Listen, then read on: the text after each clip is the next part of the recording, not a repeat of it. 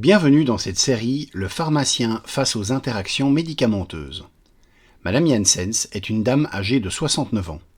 Il y a 3 mois, à la suite d'une chute qui s'est soldée par une fracture de la hanche, son médecin lui a prescrit de l'acide alendronique 70 mg et du calcium vitamine D3 1000 mg 800 UI. L'acide alendronique est indiqué dans la prévention et le traitement de l'ostéoporose chez les femmes ménopausées. Chez la femme, la décroissance de la masse osseuse commence quelques années avant la ménopause et s'accélère après la ménopause due à la baisse des œstrogènes, hormones qui régulent l'équilibre entre formation et résorption osseuse.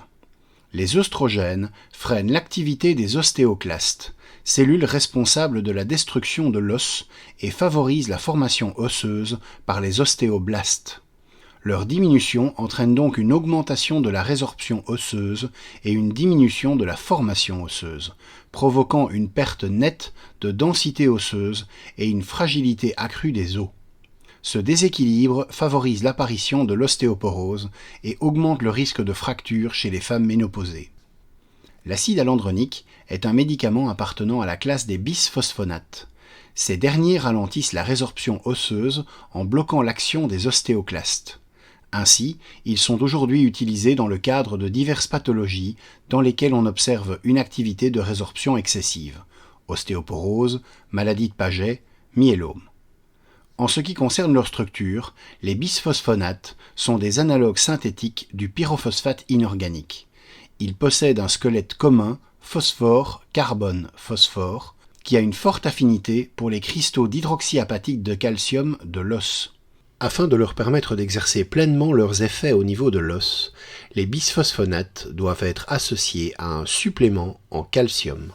En fonction de l'apport alimentaire, on prescrira de 500 à 1000 mg par jour de calcium, associé éventuellement à 800 UI par jour de vitamine D.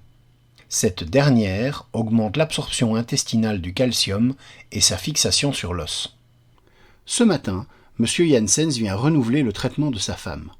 Suite à nos questions sur la façon dont son épouse prend son traitement, il nous répond que Mme Janssens prend le calcium vitamine D3 tous les soirs, après son souper, vers 20 h, comme nous l'avons conseillé lors de la première délivrance du médicament.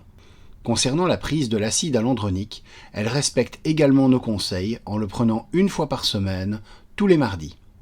Elle l'avale en entier avec un grand verre d'eau dès son réveil. Elle garde ensuite le buste droit pour limiter le risque d'œsophagite et reste ainsi pendant 30 minutes sans boire ni manger.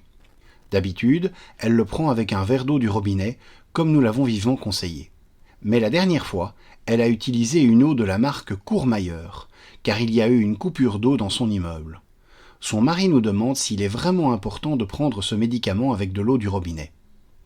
L'absorption intestinale des bisphosphonates est très faible et variable selon les molécules, inférieure à 1% pour l'alendronate et le risédronate, car ils subissent une diffusion passive dans l'intestin grêle.